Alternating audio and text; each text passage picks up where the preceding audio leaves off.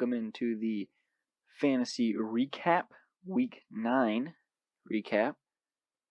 It's a really low scoring week, and we will get right into redraft. So, Nico's League 6-3 defeats Leftist Tier 6-3, 124.78 to 94.65. Nico's League pulls off the upset and defeats Leftist Tiers. During the first week, Leftist Tiers was without Derrick Henry. The biggest factor in this game specifically was the Chase Edmonds' early injury, getting Edmonds only 0.3 points and leaving the rest of the running game to James Conner, who was in Nico's League starting lineup due to the Saquon Barkley injury, David Montgomery injury, and the Mike Evans bye. Conner ended up rolling to 36.55 points, absent his starting quarterback Kyler Murray, who was also injured. As for Leftist Tiers, with the playoff race tightening, they'll need to hold off at least a 5 seed after Week 12 to stay out of the last place race, which could net them into the lake given recent injuries and team performance. Gumpy Glizzies 5-4 defeats No Pun Intended 6-3, 100.54 to 88.59. Gumpy Glizzies takes care of the Aaron Hernandez Conference's current leader, but isn't able to take over that top spot, which they will have a chance to do next week. Gump uses a big day from Alvin Kamara to push to the victory, but it was mostly decent performances across the board with not too many standouts. Nobody cracked the 20-point mark for Gump, yet the 100-point mark was barely cracked. As for No Pun Intended, in a 3-way tie for the league lead, they'll be going into a huge game against Leftist Tiers next week. The focus is all on that, with this game in the rear view.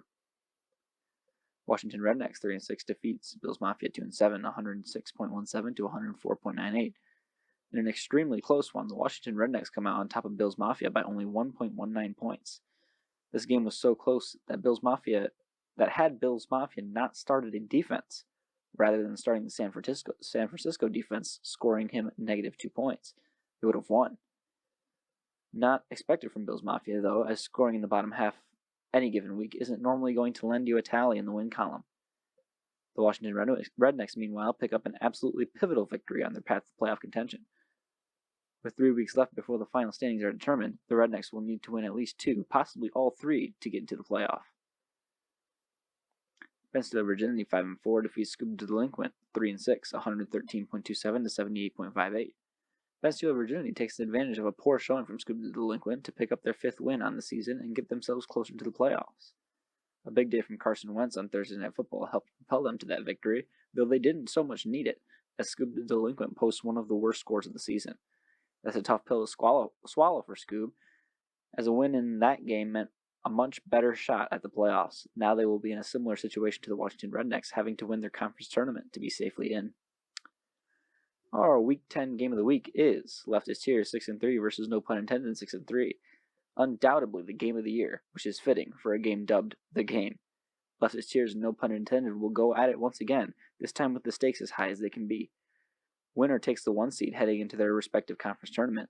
Loser likely drops to 2 or even 3 seed. Impeccable timing for the biggest rivalry in league history. Our Week 10 power rankings, starting at the bottom at number 8, not moving, Scuba Delinquent. At number 7, moving down a spot, Bills Mafia. At number 6, moving up a spot, Washington Rednecks. At number 5, staying put, Gumpy Glizzies. At number 4, staying put, No Pun Intended. At number 3, staying put, Pensacola Virginity. At number 2, moving down 1 spot, Leftist Tiers. And claiming the number 1 spot, moving up a spot to do so, Nico's League. Alright, redraft conference tournament 1 seed scenarios. So, the 1 seed in each conference will get to select their Week 11 opponent. So let's go over the scenarios on what teams can do to get the 1 seed. If you do not hear your team in this scenario, then it is not possible for your team to receive the conference 1 seed. Leftist Tiers receives the 1 seed in the O.J. Simpson Conference with a win or a Washington Rednecks win and a Bills Mafia win. Nico's League receives the 1 seed in the O.J. Simpson Conference with a win and a No Pun Intended win and a Bills Mafia win, or any scenario where Nico's League, No Pun Intended, and Ben Steeler Virginity all win, and Nico's League holds the points tiebreaker over Ben Steeler Virginity. Ben Steeler Virginity receives the 1 seed in the O.J. Simpson Conference with a win and a No Pun Intended win and a Washington Rednecks win, or any scenario where Nico's League, No Pun Intended, and Ben Steeler Virginity all win, and Ben Steeler Virginity claims the points for tiebreaker over Nico's League. no pun intended, receives the 1 seed in the Aaron Hernandez Conference with a win, or a Scoob the Delinquent win, or any scenario where Leftist Tears and Gumpy Glizzies win, and no pun intended, claims the points 4 tiebreaker over Gumpy Glizzies. Gumpy Glizzies receives the 1 seed in the Aaron Hernandez Conference with a win and a Leftist Tears win, and if they hold on to the points 4 tiebreaker over no pun intended. And moving into Dynasty. So, Stratton Oakmont Inc. 5-4 defeats Sneezy Raccoon 74 2-7, 122.11 to 96.51. It has happened again. Stratton Oakmont Inc. shows no signs of backing down and continues their win streak, improving it to 5 games in a row. After starting 0-4, Stratton Oakmont Inc. is now tied for the second best record in the entire league, which is nothing short of a miracle. Speaking of miracles, Sneezy Raccoon 74 is going to need one to make the playoffs. Their only shot is to win the Snowflakes Conference Tournament, which takes place in weeks 11 and 12. Nico's Dream Team 5-4 defeats Gump Dynasty 3-6, 136.78 to 116.29. Nico's Dream Team handles Gump Dynasty in a game with massive implications on the playoff race. Nico's Dream Team uses huge days from Lamar Jackson and Joe Mixon to secure the victory. Though Nico's Dream Team is a part of the logjam in the middle of the conference standings, they do possess the easiest path to the playoffs with the second best record in the league. Gump Dynasty, on the other hand, would likely need a conference tournament championship to gain access to the playoffs, though winning 2 of the next 3 and having chaos in front of them might also do the trick. Prestige Worldwide 8-1 defeats Cumber Dynasty 4-5, 97.44 to 86.09. Prestige Worldwide finds a stroke of luck and defeats Cumber Dynasty despite scoring the 3rd lowest amount of points this week. Nobody cracks the 20-point mark, but Cordell Patterson has a good day, posting a respectable 15.1 points. The result was quite unexpected for Prestige Worldwide, though, as Mike Evans, Rob Gronkowski, and Leonard Fournette were all missing due to the Buccaneers' bye week. Good news for Prestige Worldwide, though, as star quarterback Russell Wilson has been cleared to return to practice in Seattle, eyeing what might be a Week 10 or 11 start. As for Cumber Dynasty, the result is not ideal in such a crucial time in the season. Cumber Dynasty finds themselves in the logjam around about even 500, and will likely need to win at least 2 of their next 3 games to be included in the playoff.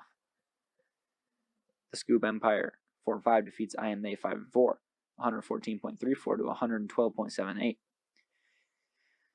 Towards the end of the Titans-Rams game on Sunday night, with the game already over in favor of Music City, Matthew Stafford threw to Robert Woods in the end zone. Woods caught the ball, but was ruled out of bounds as flags flew. The penalty actually ended up being on the defense, pressing the Rams half the distance closer to the goal line. But leaving IMA wondering, was Robert Woods actually in bounds? The game was already in the record books, so the Zebras decided to not prolong the suffering and bypassed a potential review. Had they reviewed it and found Woods had tiptoed in bounds, IMA would have secured the victory. All was lost, though, and Scoob the Delinquent reigns victorious by a mere 1.56 points. This game's biggest impact was on the league standings overall, as it intensifies the logjam in the middle of the pack. It will be a dogfight on who ends up in the playoffs and who falls just short. Our Week 10 Dynasty game of the week is IMA 5-4 versus Prestige Worldwide 8-1. This is the first matchup of these 2 rivals this season, but don't expect it to be the last. With many storylines to keep track of, including the Conference 1 seeds and the Russell Wilson injury, this matchup is surely to leave fans on the edge of their seats. Our Week 10 Dynasty power rankings starting at the bottom, not moving, at number 8, the Scoob Empire. At number 7, moving down 1 spot, Sneezy Raccoon 74. At number 6, moving up 1 spot, Stratton Oakmont Inc. At number 5, moving down 1 spot, Gumpy Glizzies. At number 4, moving up 1 spot, Nico's Dream Team. At number 3, moving down 1 spot, Cumber's Dynasty. At number 2, moving up 1 spot, Prestige Worldwide. And at number 1, staying put, IMA.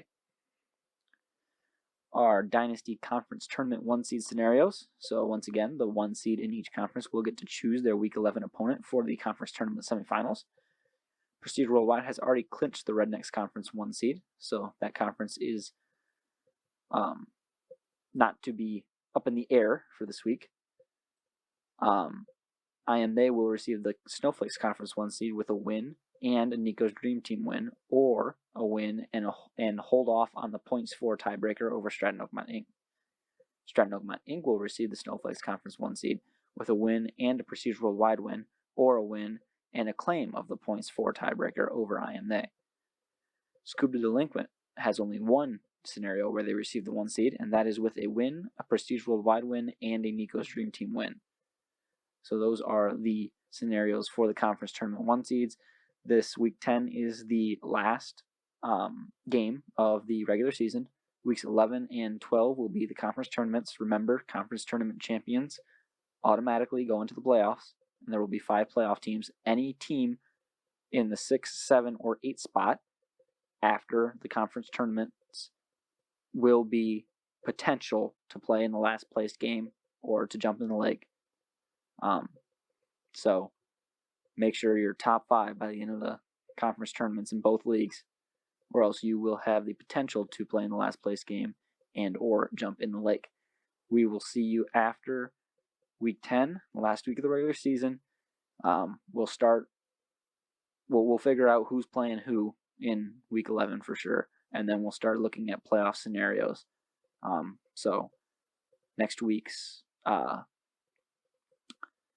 recap might be a little bit longer, and week 11's recap will probably be the longest. So be geared up for that and ready to go. We will see you next week.